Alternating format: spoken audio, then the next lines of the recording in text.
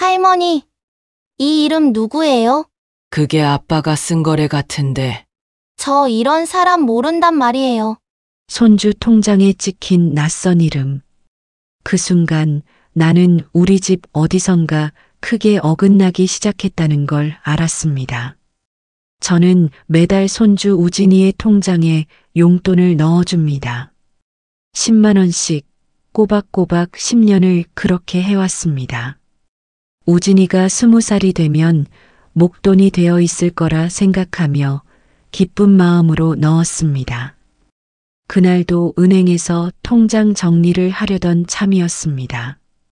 창구 직원이 건네준 통장을 펼쳤습니다. 그런데 내역을 훑어보다 손이 멈췄습니다. 처음 보는 성인 이름으로 200만 원이 들어왔다 나간 기록이 있었습니다. 그것도 한두 번이 아니었습니다. 지난 반년 사이에 비슷한 거래가 5번이나 반복되어 있었습니다. 가슴이 철렁 내려앉았습니다. 은행을 나와 곧장 아들 민수에게 전화를 걸었습니다. 민수야, 우진이 통장에 이상한 거래가 있는데. 핸드폰 너머로 민수가 잠시 말을 멈췄습니다. 아, 그거 내가 좀 굴려준 거야. 이자 받으려고. 민수의 목소리는 평소보다 한 톤 높았습니다. 다 우진이 앞으로 해둔 거니까 신경 쓰지 마. 내가 알아서 한다니까. 그 말투가 왠지 불안했습니다. 뭔가 숨기는 것 같은 느낌이 들었습니다. 전화를 끊고 집으로 돌아오는 버스 안에서 계속 생각했습니다. 민수는 늘 자신만만했습니다. 잘 되고 있다는 말을 입에 달고 살았습니다. 하지만 최근 몇 달 민수의 얼굴에서 여유가 사라진 것 같았습니다. 집에 도착해 서랍을 열었습니다. 며칠 전 우편함에서 발견한 독촉장이 떠올랐습니다. 민수 앞으로 온 것이었는데 급하게 서랍 깊숙이 넣어뒀었습니다. 다시 꺼내 펼쳐보니 신용카드 연체 안내였습니다. 그때 또 하나가 기억났습니다. 석 달 전쯤 민수가 서류 좀 낸다며 제 도장을 가져갔던 일이었습니다. 보증 서류 아니지? 라고 물었더니 아니야. 그냥 주민센터 서류라고 했었습니다. 하지만 그 도장을 아직까지 돌려받지 못했습니다. 불안한 마음에 며느리 지연에게 물어봐야겠다고 생각했습니다. 다음 날 오전 지연이 우진이 체육복을 가지러 집에 들렀습니다. 차 한 잔을 내오며 은근슬쩍 꺼냈습니다. 지연아, 민수가 요새 일이 어떻대? 바쁜가? 지연은 찻잔을 든 손이 미세하게 떨렸습니다. 시선을 피하며 말끝을 흐렸습니다. 저도 잘 모르겠어요. 오빠가 말을 안 해서. 그 짧은 대답 속에서 뭔가 크게 잘못되고 있다는 걸 느꼈습니다. 지연의 얼굴은 피곤해 보였습니다. 눈밑이 푸르게 그늘져 있었습니다. 혹시 무슨 일 있어? 나한테 말해봐. 지연은 고개를 저으며 자리에서 일어났습니다. 괜찮아요, 어머니. 저 가봐야 해요. 그날 밤 잠을 설쳤습니다. 창밖으로 비가 내리기 시작했습니다. 빗소리를 들으며 뒤척이다 새벽이 되어서야 잠들었습니다. 며칠 뒤 우연한 일이 벌어졌습니다. 우편함을 열었더니 카드 명세서 봉투가 찢어진 채로 들어와 있었습니다. 민수 앞으로 온 것이었는데 비에 젖어 반쯤 열려 있었습니다. 열어보지 말아야 한다고 생각하면서도 손이 먼저 움직였습니다. 명세서를 펼치는 순간 숨이 막혔습니다. 고액 결제 내역이 빼곡했습니다. 백화점, 음식점, 온라인 쇼핑몰, 현금 서비스까지. 그리고 붉은 글씨로 연체 표시가 여러 건 찍혀 있었습니다. 손이 떨렸습니다. 이게 대체 얼마야? 총액을 보고 그 자리에 주저앉을 뻔했습니다. 3천만 원이 넘는 금액이었습니다. 그날 저녁 지연에게 전화를 걸었습니다. 지연아, 집에 좀 들러줄래? 할 얘기가 있어. 지연은 30분 뒤에 도착했습니다. 얼굴이 창백했습니다. 제가 명세서를 꺼내 보이자 지연은 그 자리에서 무너졌습니다. 소파에 앉아 얼굴을 손으로 가렸습니다.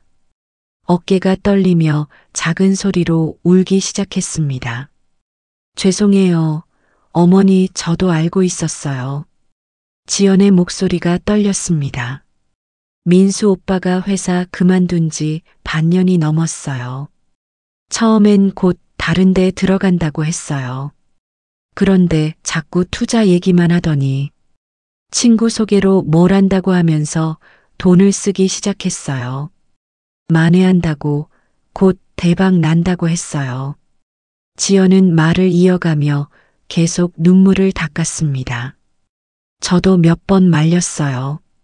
그런데 오빠가 화를 내서 무섭고 어떻게 해야 할지 몰라서 그냥 입 다물고 있었어요.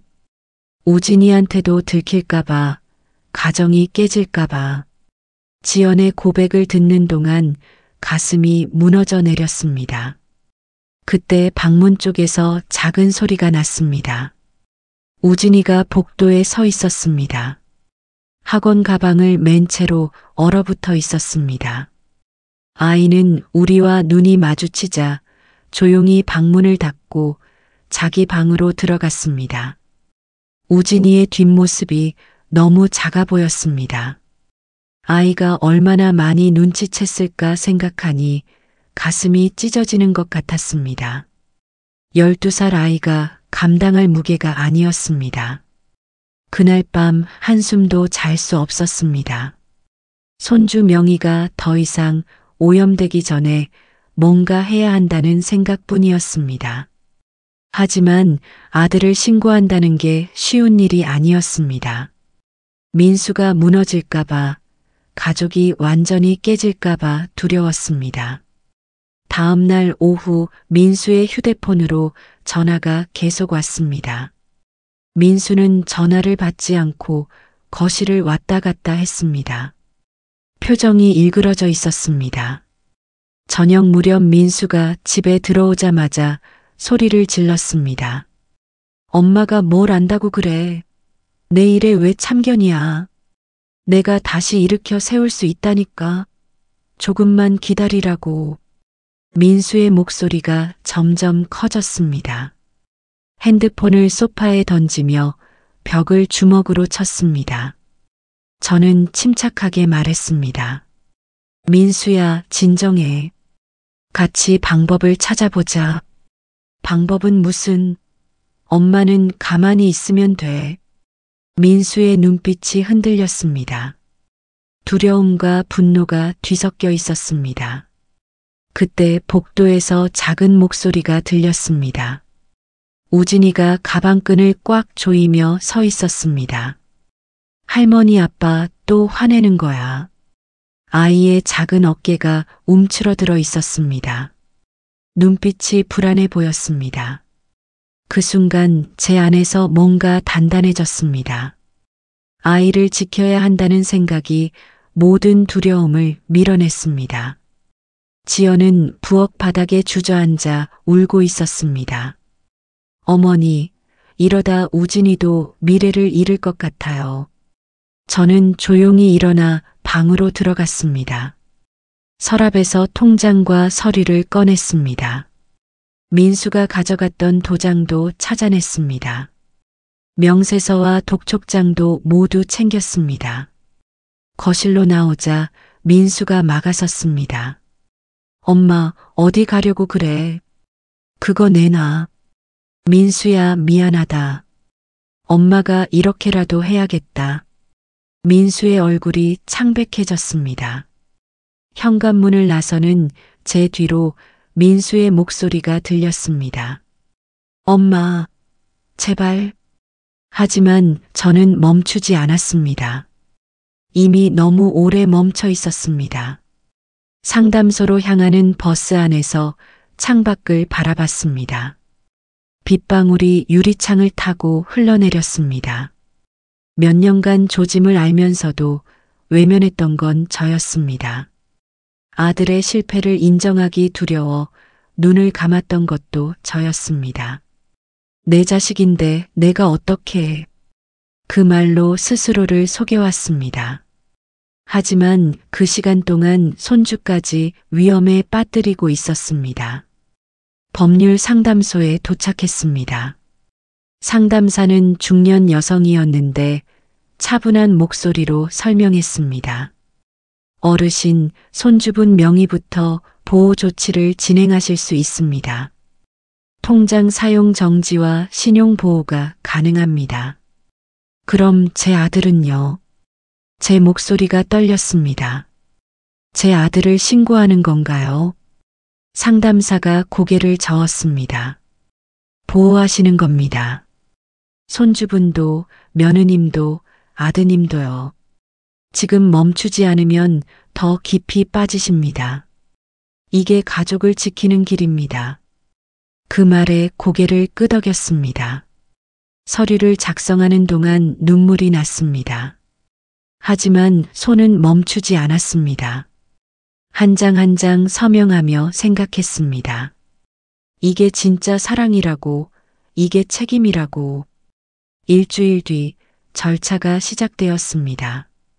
민수는 처음엔 전화도 받지 않았습니다. 지연이 전하는 말로는 방에만 틀어박혀 있다고 했습니다. 하지만 저는 흔들리지 않았습니다.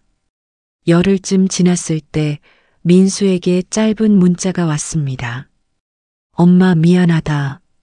단 4글자였지만 무게가 느껴졌습니다. 저는 답장을 보냈습니다. 괜찮아. 엄마가 지켜줄게. 한 달이 지나자 분위기가 조금씩 바뀌었습니다. 지연과 우진이는 조금씩 평온을 되찾아갔습니다. 지연의 얼굴에 생기가 돌았습니다. 우진이가 다시 웃는 얼굴로 학교에 가는 모습을 보았습니다. 어느 날 우진이를 학교에서 데리고 오는 길이었습니다.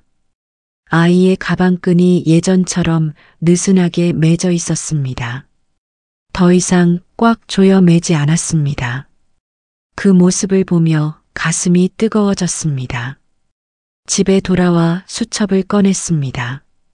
매일 지출을 기록하던 그 낡은 수첩이었습니다. 새 페이지를 펼치고 한 줄을 적었습니다. 가족은 붙잡는 사람이 아니라 지켜주는 사람. 그 글씨를 보며 깊은 숨을 쉬었습니다. 오래된 짐을 내려놓은 것 같았습니다. 어깨가 가벼워진 느낌이었습니다. 이야기가 마음에 남으셨다면 구독과 좋아요 부탁드립니다. 손주 명의를 지키기로 한 그날의 선택.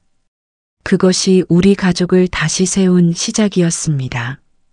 때로는 사랑이 멈추게 하는 일이라는 걸 배웠습니다. 지켜야 할 이름이 누구인지 그제야 알았습니다.